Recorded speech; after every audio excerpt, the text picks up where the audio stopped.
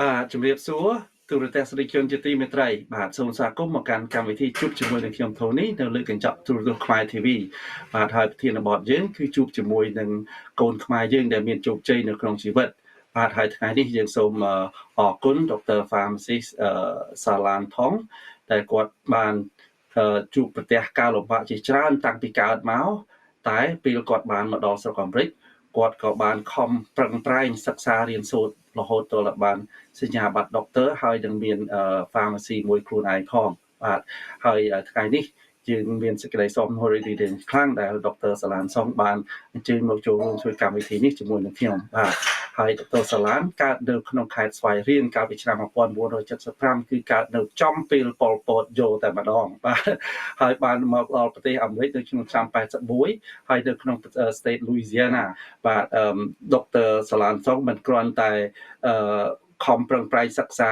ធ្វើកិច្ចការអ្វីខ្លួនឯងទេហើយក៏សុខចិត្តស្ម័គ្រចិត្តជួយធ្វើការជាមួយនឹង Chapa ដូចជាទូរទស្សន៍ខ្ញុំបានដឹងហើយ Chapa គឺជា a group of doctor គឺ doctor មួយក្រុមដែលនាំយកថ្នាំហើយនឹង doctor ផ្សេងៗទៅជួយដល់ប្រជាជនដែលក្រីក្រនៅក្នុងស្រុកខ្មែរបាទហើយថ្ងៃនេះយើងមានសេចក្តីសោកនោះរីករាយខ្លាំងដែលយើងនឹងមកជួបពិភាក្សាជាមួយនឹង Dr. Salan Thong ថាតើគាត់បានធ្វើអ្វីខ្លះខំប្រឹងប្រែងយ៉ាងណាខ្លះដែលបានជោគជ័យមកដល់កម្រិតនេះបាទហើយដូច្នេះសូមមកអារម្មណ៍ទូតែខ្ញុំមកជួបជាមួយនឹង Dr. Salan Thong បាទជំរាបសួរបាទខ្ញុំបាទអរគុណច្រើនមែនតើដែលបានចំណាយពេលដ៏មានតម្លៃមកចូលរួមធ្វើកម្មវិធីនេះជាមួយនឹងខ្ញុំបាទខ្ញុំចង់សួរបន្តិចកាលពេលកើតអូយសំណាងដូចជាមិនសូវល្អសោះពេលកើតមកចំពេលអពតតែម្ដងកើតឆ្នាំ75ហ្នឹងគឺថាដូចថាកូន baby សោះហើយអពតចូលមកដល់អញ្ចឹងទៅប្រហែលជាខ្វះខាតច្រើនមែនតើហើយពេលកើតហ្នឹងគឺចេញពីខេត្តស្វាយរៀងហ្នឹងទៅណាដែរអត់ទេឬក៏នៅក្នុងខេត្តហ្នឹងតែម្ដងពេលកើតឡើងឪពុកម្ដាយគឺខ្ញុំសុំនិយាយជាមួយអង់គ្លេសខ្មែរខ្ញុំសូវបកកែបានដែរខ្ញុំរឿងកើតទៅ when we left when I was born and then in Svai Rieng during the Pol Pot I'm not exactly sure where we actually went, but I know we were forced out of our home to leave, just like millions of other Cambodians, along with my family. And during that time, of course, my dad was a professor, and he was taken from the family. And so we were left with my mom and me being the youngest. I have there's 5 girls in the family and 1 boy, so 1 brother. So 3 older sisters. And then after when our family were reunited, my little sister was born in the Philippines. បើអញ្ចឹងឪពុកអត់បានស្លាប់ណាស់ហើយដែលគាត់គេយកទៅហើយគាត់ជួបមកវិញគាត់ត្រឡប់មកវិញឬក៏យ៉ាងម៉េចដែរ My dad, we were reunited at Khao Dang camp. So we were separated for some time and we were reunited at the Thailand border, Khao Dang. That's where we met him again. So he's very lucky. So they basically just take him out to a workforce instead of take him to kill, right? Right, and according to as we all know, the first person that they kill would be an educated person, like a professor or teachers. But I believe he said that he knew people and I guess they had to lie for him and said that he was just a simple taxi driver, a chauffeur, and not a professor at the university. Oh, so he's very lucky. Yes. So he has friends in that Pol Pot during that time to help him lie. That's why he was able to survive, to live. I don't know if that is exactly the case, if it's a friend or just people around him that he told us about, that people around him, they knew him and they help him to tell the other people that the Pol Pot that he was just a simple taxi driver, chauffeur, and no sense of education whatsoever. But everybody Wow. within the town knew that he was a professor, and he was actually moving up to be the principal of the university. Wow. So he So, is very, very lucky. Very lucky. Very lucky to be alive. And he when yes. he come to Khao Dang, and you and your mom come. What made you and your mom come to Khao Dang? From what my parents told us, everybody was just forced out, and they say you either stay and you die, or the opportunity of finding a safe place. And when you see other people leave, and you can't be the only family, and that would be my mom and taking care of all the kids, me being just born. Uh, so I guess you just follow other family members and try to find a safe place. I see. So basically, I think your mom just followed the crowd because at the time it was chaotic. There's a fighting between the Vietnamese troop, Khmer Vietnamese troop, and then the Pol Pot soldiers. So then everybody just kind of like move along and running away, follow each other, and then got into the Khao Dang camp in the early day, right? Is it in early 1980 or 79 or? Yes, in 1980, because we stayed there, believe, pretty close to a year. After Kaladang Camp, we settled in Bataan, Philippines. So we stayed there also before we were officially sponsored to the US by my uncle. So you're probably about 4 years old at the time, then 4 or 5 years old at the time in Yeah. Caridang. So there's Yes, no school basically, right? no. No school. Remember, I remember them teaching us basic ABCs, so that was what I remember. So my What? memory of Cambodia, or actually what we actually went through, it's very vague. I don't even think I remember, or maybe it's just out of memories from what my parents have told us. Yeah. So What about when you get to Philippines? Do you have a chance to study there? Or you go to school there or stay there? How long do you stay in Philippines for? my family stayed in the Philippines for 6 months. And like I said, my youngest sister was born in the Philippines. So that's probably what delayed us from coming to the US any earlier, because she was born. So she was barely 6 months old, and then we were able to leave the Philippines. From what I remember, I did go, basic schooling and some pictures. From my parents. My mom had an opportunity to do basic studying as well as my dad. So that one I saw. Wow, that's kind of like when you are 5 or 6 years old. I mean, in this country, that's the time that you go to school. That's the time that you're supposed to learn a lot of things. But you encounter a whole lot of difficulty. One thing is that's not enough of foods, and then the other thing there's no education. So it's a little bit of a hardships over there, right?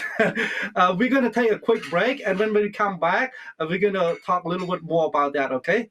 So we're gonna take a quick break បាទពីកម្មវិធីសូមសម្រាប់មួយផ្លែតសិនបាទ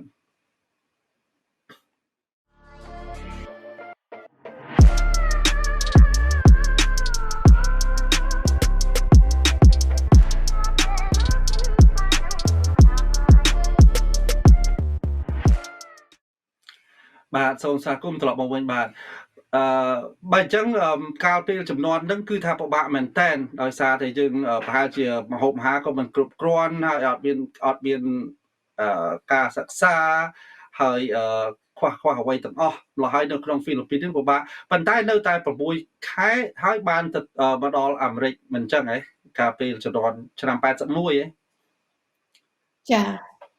Yeah. Yes, we came to the US in 1980, in October 1981. How how do you know your uncle in the U.S.? Does he tell? How does he send you a letters? How do you communicate? How do you know that he's here?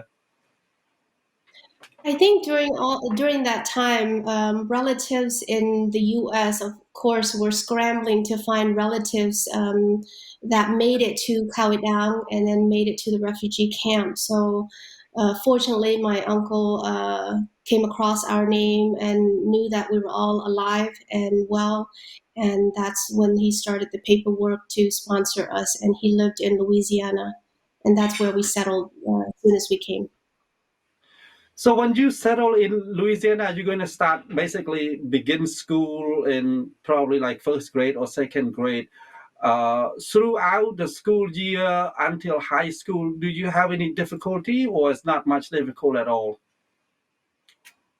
From what I remember, I had the fortune of actually being in class with my older sister, and my brother. So we were all part in the same classroom, ESL classroom.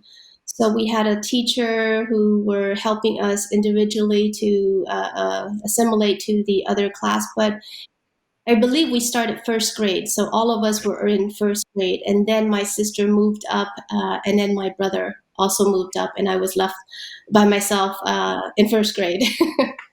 But from what I remember, at that age, I did not realize that struggle. So it was just easier for me to assimilate because at a younger age versus somebody who came to the U.S. at an older age and already know the Khmer culture and not know any English at all. So for me, assimilating the English language was pretty easy, I think. Yes, I think because younger kids can actually learn quicker than adults.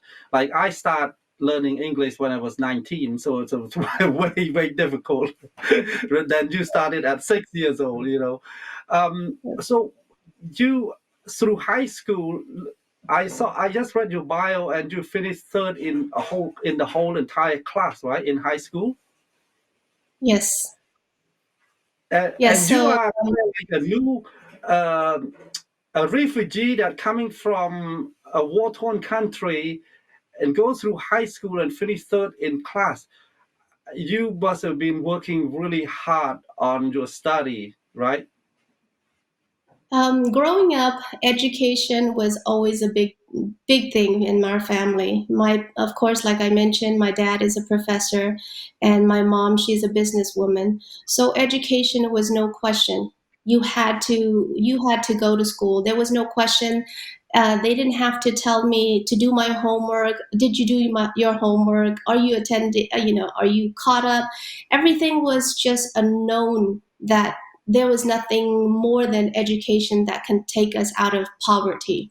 So that was something that my parents instilled in us that um, they both explain they can kill physically, but when you have the knowledge and you carry that with you, and that can't be taken away from you. So education was always very important in my family.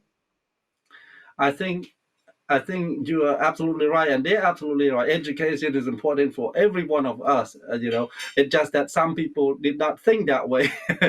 um, do you get help a lot from your dad? Does your dad speak English? Does he know English, or only Khmer and French? I think at that time, a lot of professor in Khmer is French, right? Speaks and read Correct. and write in French, not English.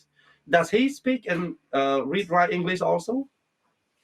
You're right. As a professor in Cambodia, he spoke French. So French was the language that he understood. My parents, as my mom as well, and they also speak Vietnamese because they deal, business in Cambodia. But coming to the US, I think my dad had very basic studying. He was able to get his high school diploma, going to trade schools and become a carpenter. So he had a little bit of education in Louisiana. So that was very fortunate, as well as my mom did not get to go to school though. She had to work, and she worked at Vietnamese grocery and taking care of their two daughters to make ends meet. And In Louisiana, we were not, because of the sponsorship, we were not given any type of financial support. So, in terms of insurance, we did not have that either. And so, there was a lot of burden on my uncle to help take care of a full family, six kids, six young kids, my oldest sister being 14, 15, if I'm not mistaken. So, my parents worked hard. And they saved whatever money they had, and like I said, my luckily my father was able to have a basic schooling up until high school, and actually got a trade went to trade school and received his carpentry degree. And then my mom, when she comes home, she's a seamstress, so she makes Cambodian clothes for the Cambodian community there. So we had this little niche of Cambodian community in Louisiana. So that's how she was able to make extra money. Yeah, I think a lot of the first generation older Cambodian, when they first come to United States, a lot of them work very hard and spend little time learning, study, because they had to support the family, had to support the kid, and then they can put the kid to go to school so that kid can have education. Because I think a lot of the Cambodian education, basically doctor, engineer, it's the most important part in the whole family, any family, right? Because everybody want to be doctors and family. Tell me a little bit about college education. When you finish your high school, you go to college. Is it kind of like difficult, or is it easier for you when you get to college? Um, I graduated from a high school in Pomona. I wouldn't say it's one of the top school because the curriculum was not as, it's challenging, but it's not as challenging to prepare me for college. So from high school to college, undergrad, I believe it was a little bit different. um, I went through high school with no problem.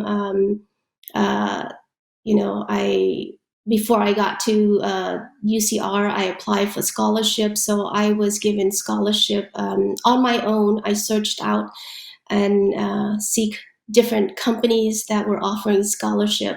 So high school was not a huge challenge. I studied real hard. I maintained my grade because I knew I wanted to get into a good school.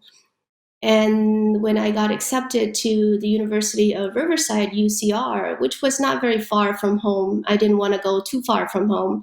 It was a good 45 minutes away from where we were living. So, undergrad, it was a little bit of a challenge at the beginning because when I went into neuroscience, so high school, preparing yourself from high school to college, it's very important, especially a good high school and good curriculum to build that strong foundation to get to the university. So my study habit was the same, but the classes were a lot more challenging. I did come across some classes where, that were challenging, but I studied real hard and maintained my grade and continue and graduated. Bachelor of Science from Bachelor of Science in Neuroscience, right? Yes, Neuroscience, it's is it about brain. Is that true? yes, That yes. is amazing because it's fascinating. I cannot believe how people can understand a brain, how brains work. It's amazing to me. But you graduated, you got a degree from that. That is amazing. And what make you? Um, but before we continue, we're going to take a quick break. When we come back, I want to find out what make you pick the pharmacist instead of continue on to become a doctor of the neuroscience. But we're going to take a quick break, okay? ពីកម្មវិធីសូមសម្រាប់មួយផ្លែតសិនបាទ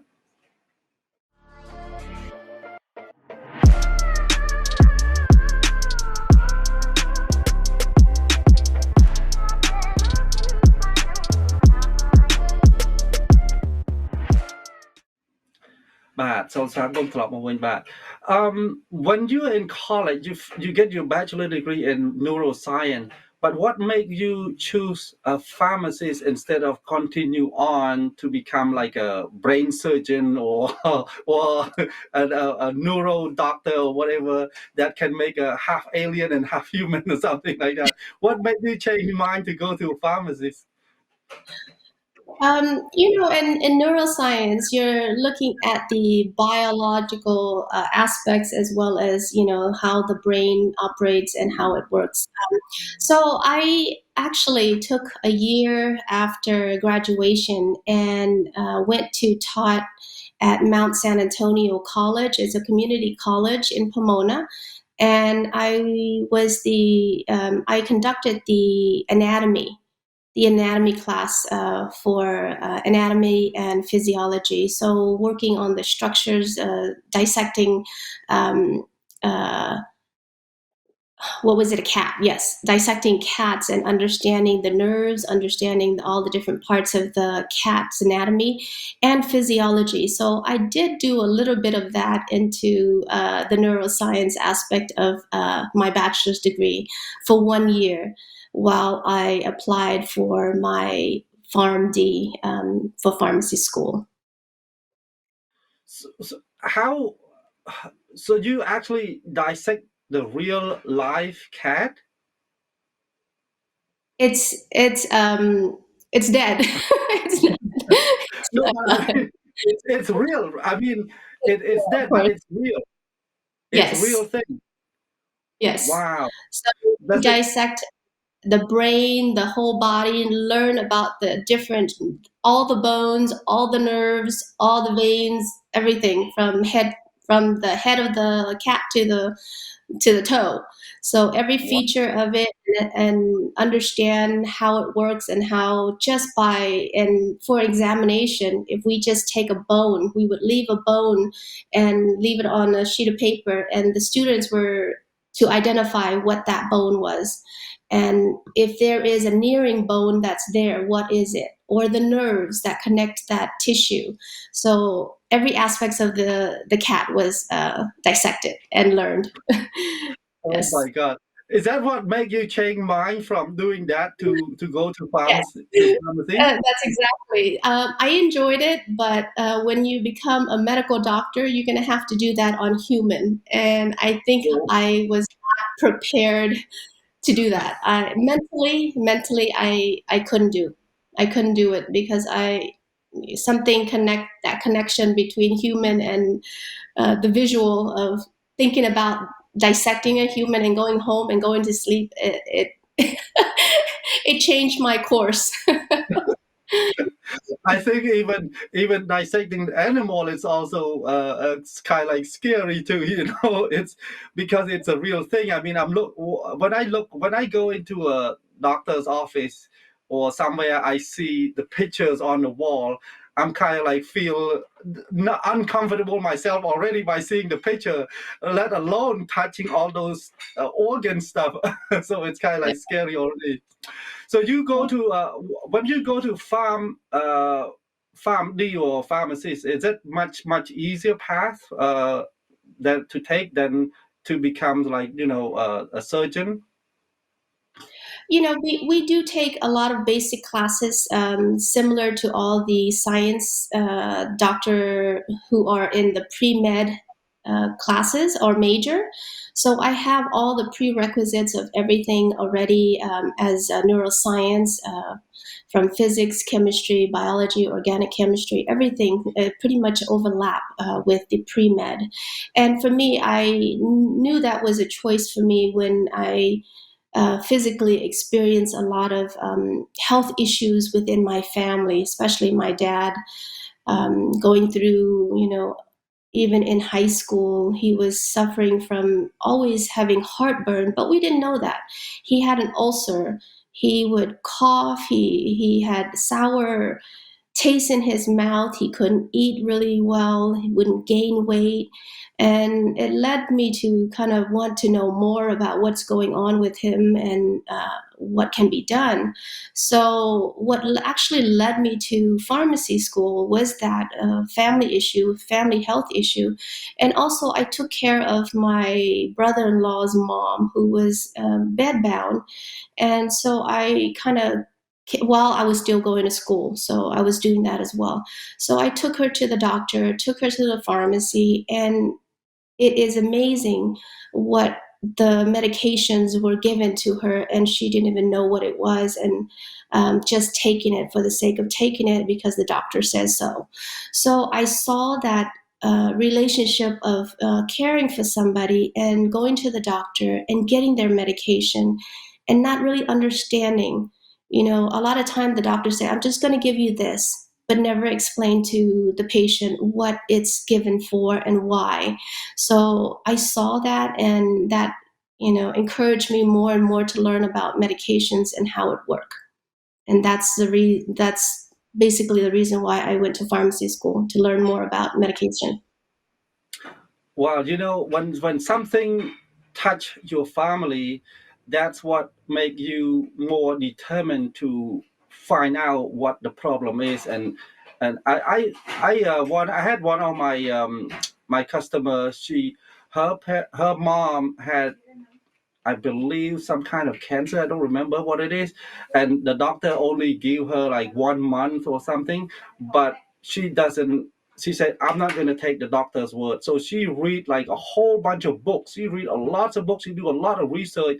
And her mom survived for the next 3 years, which is, it's completely opposite of the doctor's 1 month. So that's what you see. That's the personal determination is very strong.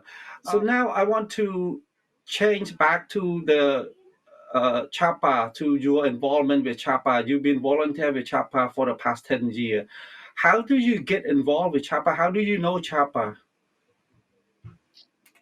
I Since I was in high school, I've always gotten involved in specifically Cambodian community. Even though we live very far, I live all the way in Redlands, and at the time when I was in high school, I live in Pomona, so it's a good 45 minutes away. But my family's always been involved and tried to do what we can in the Cambodian community. So even back when I was in high school, we had a student organization called United Cambodian Students of America.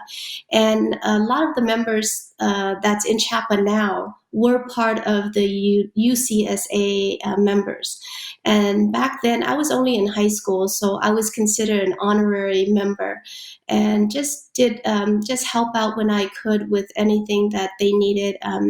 They had conferences or lecture forums that we have, and fundraising gala. We collected books to go to Cambodia, and so going back to Chapa, I was, like I said, always been involved. My parents always a great supporter of that, and want us to continue to give back. So again, this comes from my family. I learned about Chapa from my two older sisters that were initially involved with Chapa and still are part of Chapa members. And while I was in school, I just couldn't really do much. I was out of state for 4 years at Purdue, and then after school, after Purdue, got my license, started working, started making money, and my schedule as a pharmacist is not as flexible as everybody think it is. You have to work every other weekends between yourself as a manager and your staff pharmacist. So whenever I could, I would join the meeting with my sister and just kind of listen and not really be involved because there was not much I can do at that time. But as years gone by, again, now it's already 10 years, my siblings have gone to missions to Cambodia and volunteered. But unfortunately, after college, started working, got married, and then opened up a business. So it was hard, my own pharmacy. So it was actually hard to leave and go on missions. But right now, I just feel like I have the some resources that I can contribute and give back to the community. I volunteer. So what's great about CHAPA is just like all healthcare professionals, we all have our own career, but at the same time, this is a side thing that we're very passionate about, that we want to be able to give back now that we are in a position to give back.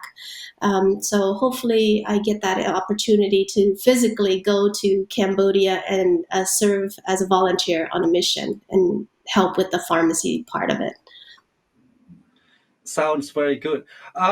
Talking about pharmacy, you own your own pharmacy in Yucaipa. Actually, Yucaipa is probably like an hour and a half from here. It's past Palm Spring. It seems like not a lot of people in that area. I mean, how is it you open? You start. How do you begin to start open up a pharmacy in a place where there's not a lot of people? So I worked after graduation from pharmacy school. I worked for CVS as a manager for almost 12 years. And after 12 years, I've always wanted to open up my business, but didn't know how, didn't have the resources. So I got in touch with a friend, and he actually opened up his business, his own pharmacy, a Vietnamese friend. He opened up his business inside a grocery store. So I just got some information from him. And while I was working still, I looked into an opportunity came at a location in Yucaipa, which is very close to where I live in Redlands. So when the opportunity came, I took on the opportunity and say, I really want to open up my own pharmacy and take care of patients the way I wanted to for them to be taken care of. Because when you work as a retail pharmacist at the big chain, they're really pushing numbers, and of course, it is a business. So you really need patience, and you need numbers to continue on. So I took on the opportunity, started from scratch. But how I open up that pharmacy, that particular location was closed 2 years ago, and they had a pharmacy there, but they closed 2 years ago, so vacant. So when I leased that office, that slot, everything was torn down from the ground up. So I really built, put down the floor, put all the walls, everything was from scratch. So I didn't have any patients. So it's really from patient zero, and then to now being 5 years into opening up the business. So as a independent pharmacy, you have a special niche. We offer deliveries to our patients without any charge to our seniors. So the doctor can send the prescription in, we fill it, and we deliver to the patient's home, right to their home. So that's a special niche, and you do have a special relationship with the patients. Wow, that is really really good, and to me it's also risky because you start from the ground up, you start from zero basically. So you have to actually invest a lot of money into the location, infrastructure, and then you have to invest in all of the medicine that you have to buy in for stocks and all of that stuff. And you just hope that you will gain patient from one to what it is now, which is right now I'm pretty sure right now it's successful, right? Because after how long have you had it for 5 years 5 years. already? Yeah, so 5 years. you had a full year. Yeah, we're going to take a quick break, and when we come back, we're going to talk a little bit more about Chapa, and then we want to talk about what's your plan in the future. Okay, so ពីកម្មវិធីសូមសម្រាប់មួយផ្លែតសិនបាទ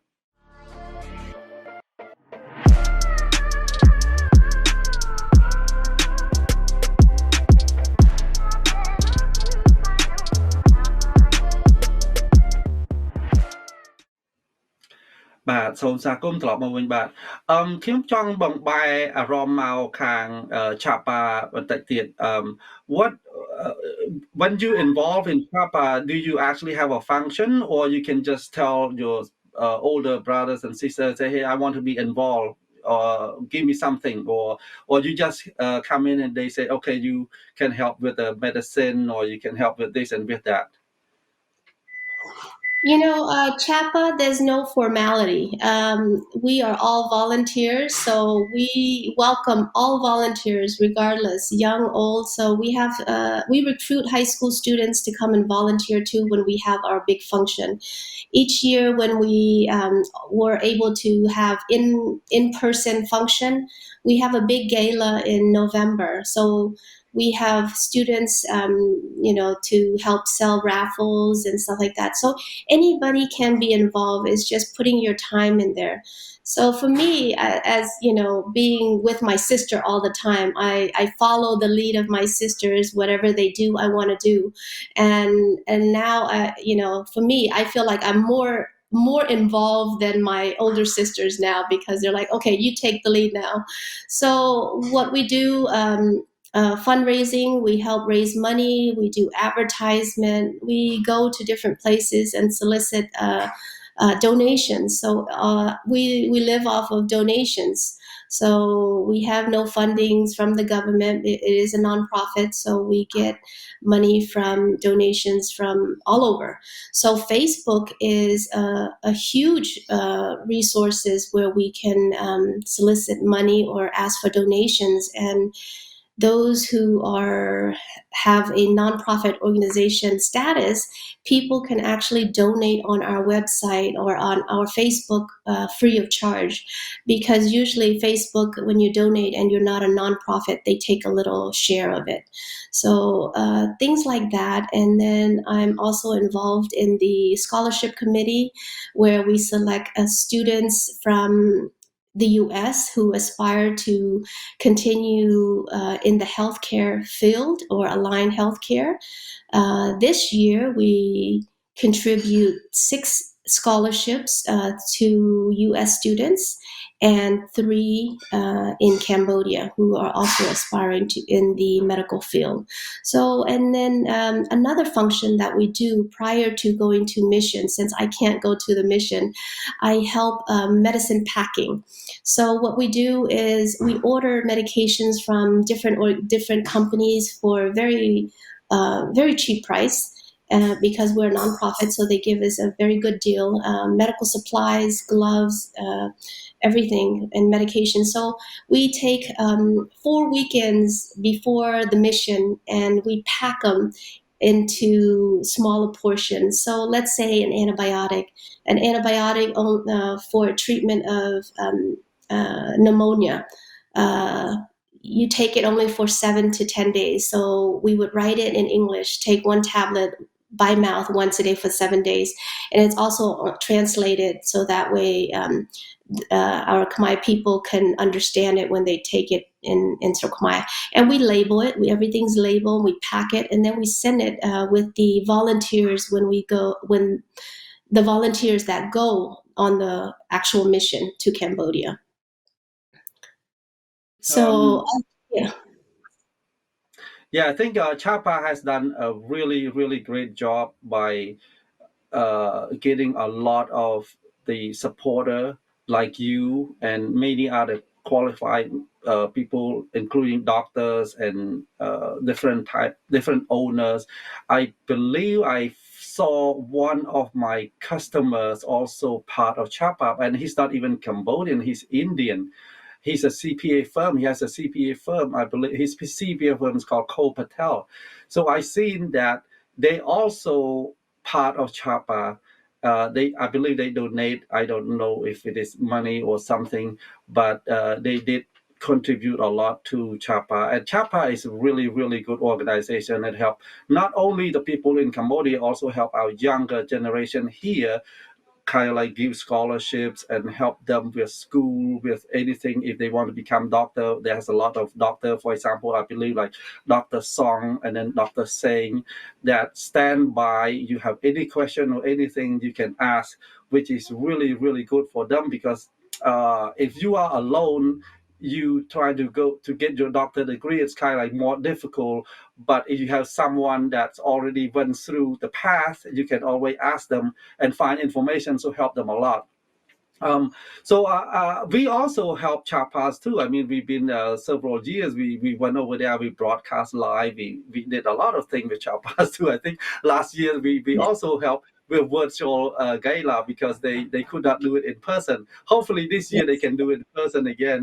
Um, កម្មវិធីយើងជិតឈានចូលដល់ទីបញ្ចប់ I want to have you tell us a little bit what's your plan in the future. Are you planning on doing something else, expand your pharmacies, or what's your plan in the future? Future plan, of course, to always expand the pharmacy and actually open up another one. So hopefully in the future, within a few years, we can open up another pharmacy. But at the same time, I also want to be a little bit more involved and take time because as a your own business owner, it's great, but you can't really take vacation. I haven't had a real vacation. So all I ask is my vacation is to go on a 2 week mission in Cambodia. So that would be my first vacation in 5 years.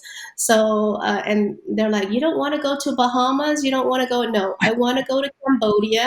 2 weeks. So I asked my other pharmacist friends to come and help me at my pharmacy and take care of the pharmacy for 2 weeks. So hopefully, this coming mission in 2022, that dream will come true for me, because that's really going out there and seeing the impact of what Chapel has done. We are so fortunate, so blessed to have such great role models, doctors. Song Tan, Dr. Sang, Dr. Daniel Chan, Dr. Visal, so many great people who dedicate their time and resources to empower the people here and gather volunteers and contribute or give back to our homeland. So this is just such an amazing organization. I I am so passionate about Chapa. I want to see the organization continue on until my own children can actually help and volunteer. And that is my vision of wanting Chapa to continue and continue to help and give back, because we are in a position that we can do that now. Sounds really good. It sounds like going to be a generation of support from the older generation, the younger generation. We need that. We want this organization to continue on, Yes, because once the older member want to step back and say, I'm a little tired, I don't think I can do so much more, we need the younger ones to step up and can carry on this organization for the yes. future. Yes, I think that is true because we each and every one of us cannot do the same thing, forever. At some point, we have to pass on the torch to someone else to continue the work and help keep it going and help. There's many unfortunate people in Cambodia that need a lot of help from us. Basically, Yes. there's a lot of poor people that cannot afford to go to. Uh, Hospital or to go to a clinic that can get real or the right medicine at least, because I don't know what kind of medicines over there. I heard that sometimes they have different type of medicine from here and from there, so it's kind of like a fake one. So it's but I think all the one that we brought it out from here, it's all actual genuine good and strength, and it can actually help cure the disease that they have over there. So I think Yes. Chapa is really good, and I just wish them all the luck and and the best and everything that they can do to help our people over there. Our programs almost run out of time now, so at the end, I see that you have done a lot from school to finish to now you have your own pharmacy for over 5 years now, starting from the ground up. What can you tell the younger audience out there, the one that are in high school right now or maybe in college, that thinking, say, what can I do? What can you tell them to kind of like inspire them to take your path, or whatever path that they can take to be successful in life? Thank you. Well, thank you, first of all, for giving us me the opportunity to go. As now that going back from high school, I know I was always focused and I knew exactly that I wanted to be in the medical field. So that never diverged from my original dream or my original plan. So for me, the first step is to have a goal and to work toward it. So, and you have to prepare pretty early on, high school. In high school, you want to also get involved. Grades are very important, but you also want to be involved in your community. Whatever you do, any extracurricular activities within the communities, volunteers, get to know people. Networking is very important. Not at that point, but later on in your career, it will be. But when you surround yourself and have different things or interests that um, then it makes you as a candidate when you apply to college a more favorable candidate. Your grades are great, but they can also see that you're also involved in community work, volunteering in hospitals and whatnot. Those are all very important. So the first thing would be to get involved really early on, even in high school. And then when you enter the university or college, there's times when people change their major completely, and that becomes a difficult thing to do because you would have to start again. But if you are in the same path, then you can also take other classes and kind of expand your mind. So for me, I started off with pre-med, focusing specifically going to medical school, and then I took some classes in psychology and neuroscience, and that interests me more than just the core science classes. So my major actually changed from pre-med to neuroscience. And when you study in something that you enjoy, then you're good at it, you excel. So working hard, finding the right path is not necessarily easy, but you can continue to follow the dream that you set. And again, in college, you also want to also get involved and be able to contribute. So it gives you a sense of time management too, working, studying, and then something that you really enjoy and helping out the community. So and I've always worked really hard, and I knew what I wanted to do. And so, but whatever you desire, know that you can do it as long as you put your mind and your heart into doing it, and you'll succeed. Sometimes things occur and you lose track a year or two, and maybe that's a calling. Maybe it's something that happens for a reason, but you never take it as a failure. You always take it as uh, a way of learning and as a new experience. So basically for me, I just surround yourself with positive people that you can communicate with. Like for me in Chapa, even from high school to college, you had people all around you that if this is the career choice that you want, you can ask any one of them, and they're willing to help you with open arms. And also as a record, Chapa, anytime Chapa writes a recommendation for students who wants to attend the university or medical school, I'm sorry, to attend medical school, it's a 100%. So any recommendations from CHAPA and they want to go to medical school, they've gotten into medical school. So being around surround yourself with people that inspire you, serve as a role model, and you too can also serve as a role model yourself because you've learned from those who were mentors for you. So, so that's a great advice. So basically, work hard in high school, find a lot of good friends, surround yourself with smart people, surround yourself with doctors and professor, whoever, as many as you can. And when you get to college, you still have to work hard, and you have to kind of like make friends with another smart people over there. Plus, you have to spend your time volunteer with the smart people also, right? So when you surround yourself with a lot of doctor, you become smart yourself, right? But that is true though. Yeah, I'm not just saying in the medical field. Whatever field you want, I think you have to have role models to look up to, and when you surround yourself and when you associate yourself with people of the same interests, then you it gives you that extra motivation and say, I want to be like them. I want to do what they do. But it doesn't matter what field you want to go into, as long as you put your mind and heart into it.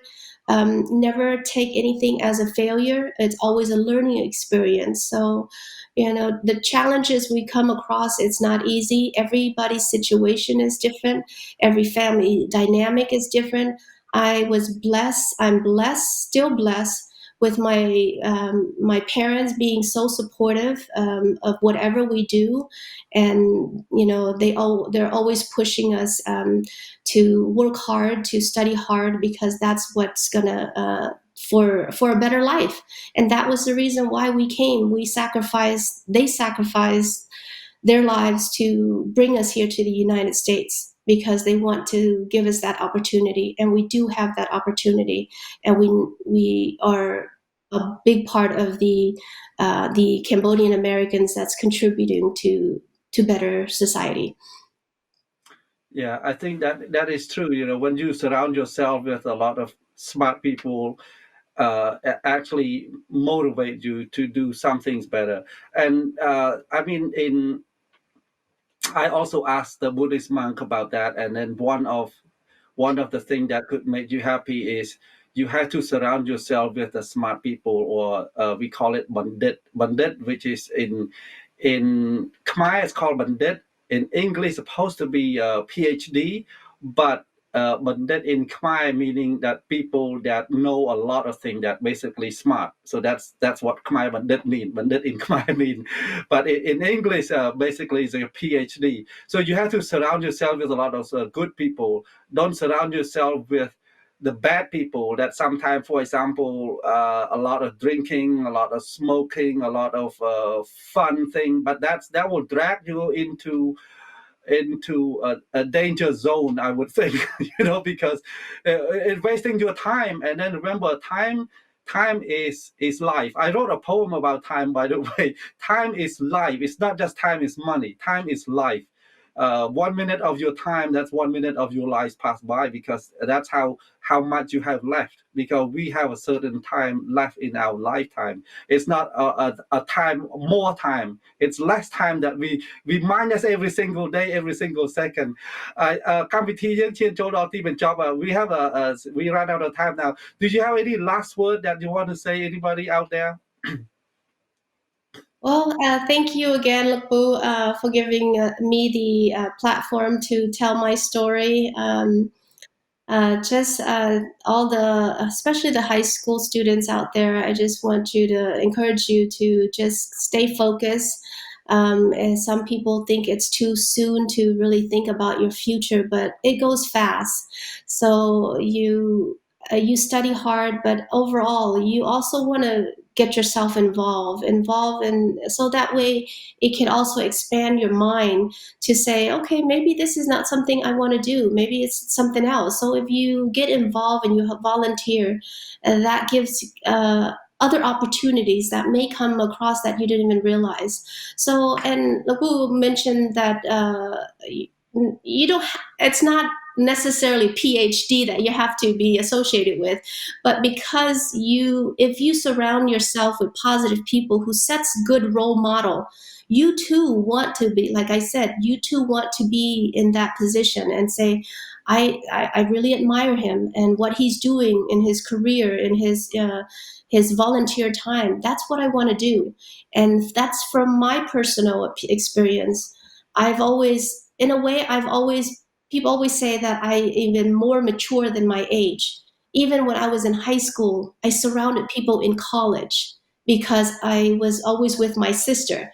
And my sisters were all in college. When they were involved in something, I got to know these older people. And those are the people that inspire me. Like I said, Dr. Tan, and all the physicians in Chapa, they are very dedicated, very compassionate, and I couldn't be more blessed and more privileged to be able to work with them as a volunteer to help the people here in the U.S. as well as Cambodia. So overall, that's my last thought, is to have positivity and have great role models around you, so you too can offer that same to the next generation. Thank you very much. Thank you very much. And thank you for your time coming to our show. And thank you for giving a great advice to the young audience out there. កម្មវិធីយើងឈានចូលដល់ទីបញ្ចប់ហើយបាទសូមអរគុណដល់ទូរទស្សនិកជនអស់ដែលបានតាមដានទស្សនាខ្មែរ TV តាំងពីដើមរហូតមកបាទសូមជូនពរឲ្យទូរទស្សនិកជនអស់ជួបប្រទះតែសេចក្តីសុខប្រកបមុខរបររកស៊ីមានបានហើយមានសុខភាពល្អបរិបូរណ៍គ្រប់ក្រុមគ្រួសារបាទពីយើងខ្ញុំទាំងពីរអ្នកសូមអរគុណនិងសូមជម្រាបលា